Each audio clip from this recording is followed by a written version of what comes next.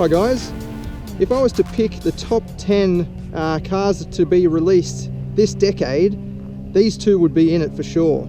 It's the Mazda MX-5 and Toyota 86. These are the only rear-wheel drive sports cars you can get for under 40,000.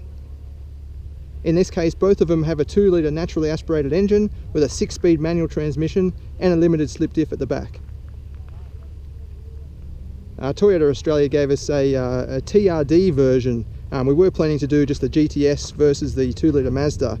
But basically the TRD is just a bit of body kit garnishes and, you know, the sporty look with a red interior.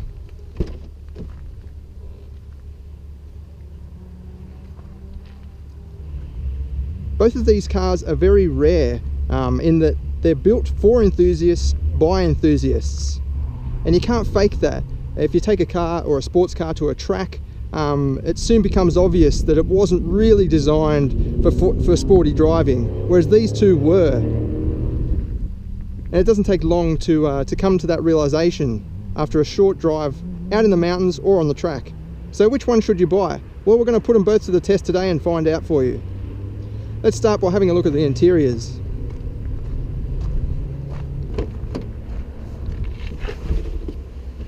So the first thing you'll notice about the Mazda is it is very tight in here. It's very intimate. It's all laid out in a modern Mazda way. So it's got the MZD interface and a nice short stubby gear lever, iconic to the original Mazda MX-5.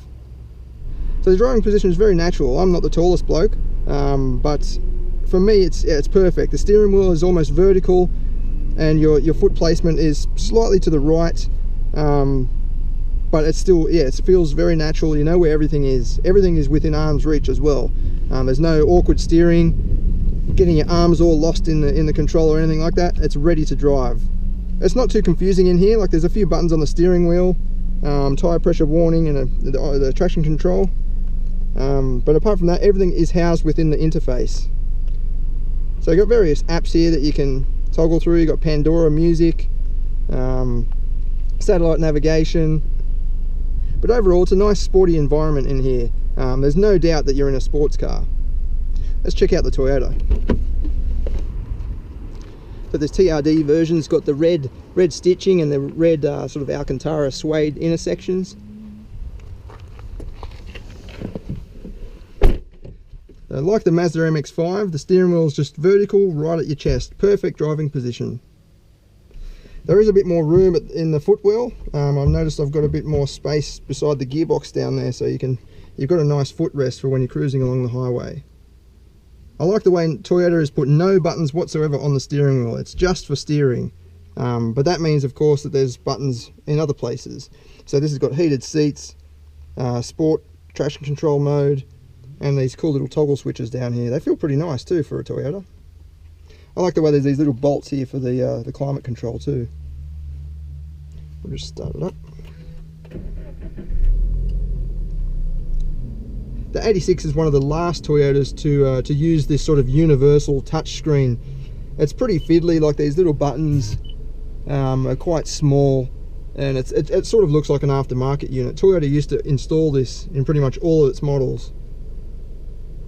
So that's a little bit out of date, but it still does everything. You've got sat nav. It doesn't have music apps like Pandora, but you can Bluetooth stream music. One advantage to the Toyota 86 is you've got 2 rear seats, but whether you can actually use those is another question. Headroom is pretty good. In the Mazda with the roof up, headroom is quite tight, especially if you're tall. You have to slide the seat all the way back, and then that sort of raises your head a bit. So if you're a bigger kind of driver, then the Mazda is probably less comfortable for you. I'll actually try and sit in those back seats. So this is cool. It's got this little button to strap your seatbelt in, so you don't have to reach around like an idiot. But yeah, let's see if we can get in here. So straight away you've got very tight leg room. My feet are completely crushed under the seat. Yeah, so really it's for kids and for emergencies, but that means that front seat has to be well forward. So one way to pick a winner is, of course, head out on the track and see what's the most engaging, the most fun, and of course what's the quickest.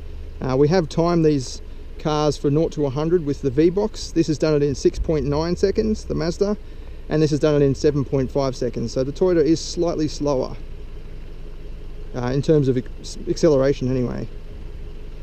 The Toyota's got a 2-litre naturally aspirated boxer engine, Subaru engine, 147 kilowatts and 205 newton meters, whereas the Mazda's got a 2-litre straight 4 with 118 kilowatts and 200 newton meters. The Mazda is about 100 kilos lighter than the Toyota, so it's quite neck and neck in terms of power to weight ratio. But enough talking, let's go hit the track and see what they're like.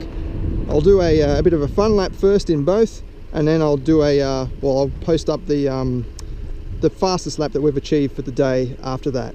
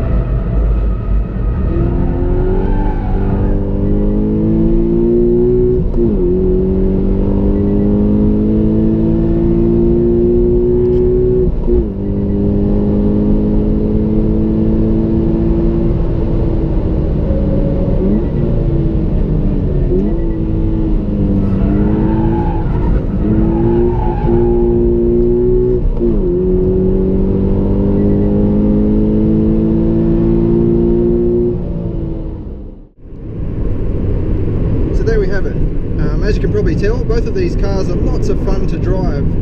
Really engaging steering, nice limited slip diff at the back. You can kick it out if you want to, play with, steer with the rear, and a nice amount of power. At the absolute limit, the Toyota does feel a little bit more stable around corners compared with the Mazda. The Mazda's got softer suspension, which is better for the road, but just yeah, at the absolute limit, at 100% driving, the Toyota does seem a bit more stable. At 8/10, 9/10, they're both very similar. And funnily enough, they both posted a very similar lap time. We were actually surprised. We used two drivers to find the best lap time of both. And the Mazda recorded a 1:15.48, and the Toyota recorded a 1:15.75. So there's just 0.3 of a second in it. Out on the track, the Mazda's brakes actually held up better than the Toyota's. This was after 10 to 15 laps. The Mazda's brake pedal felt exactly the same as it did when we first got on the track, whereas the Toyota's did start to get a little bit hard, and then there was a tiny bit of fade right at the end after 15 or even more laps, which is understandable for any car really. But yeah, surprisingly the Mazda held up really well. So what's the overall winner? Well, it's hard to say. They're both priced almost neck and neck, and they both bring similar thrills to the driver. On the road, the Mazda, as I said, the suspension is a bit softer, so it's probably more enjoyable for a broader range of drivers, whereas the Toyota is a bit more committed, it's a bit more serious, and in that respect the Toyota is probably more open to modifications too, whereas the Mazda things might start to feel a bit unbalanced. But yeah, it's a very hard question. They both look good, although the Toyota is, dare I say it, starting to age now, because you do see a lot of them on the road, whereas the Mazda stands out a bit more with its striking design. The interior is also a little bit better in the Mazda, I think. It's a bit bland, it's just black everywhere, whereas the Toyota's got a few fake carbon fibre bits and some silver highlights. But overall I think the interior in here is a bit more modern. The interface is definitely more modern in the Mazda. For a weekend away, I think the MX-5 is my pick, just because you can put the roof down, and yeah, you get a whole other element of driving, whereas in the 86 you obviously can't do that. But in saying that, the 86 does have two seats in the back, so you can get the kids in the back and take them as well, whereas you can't in this. Boot space is pretty small in both cars, but the Toyota's is very shallow, whereas it goes fairly deep, whereas the Mazda's quite deep, but it's very shallow due to the roof. The roof's got to come back and sit somewhere. So back to that question, I can't answer it for you, I'm sorry. It's really that hard. If I had to own one, I'd probably go for the Toyota, just because I know I'd modify it and actually start racing it. Whereas with the Mazda, you've got the no roof. I know you can put a roll cage and everything, but the Toyota just feels that little bit safer. But yeah, the Mazda's right there. It's so close, and that's just my opinion. If you love the roof off and things like that, then the Mazda is the surefire way to go. They're both pretty similar on fuel. They got to pretty much empty by the end of the day at about the same time, same amount of laps. And they're both built by reputable Japanese car makers, so that you know they're going to just last and last and last. We'll be putting together a full review on the website, performancedrive.com.au, very soon. So I'll try and uncover a few more details and try and come up with a more definitive conclusion for you. But until then, thanks for watching.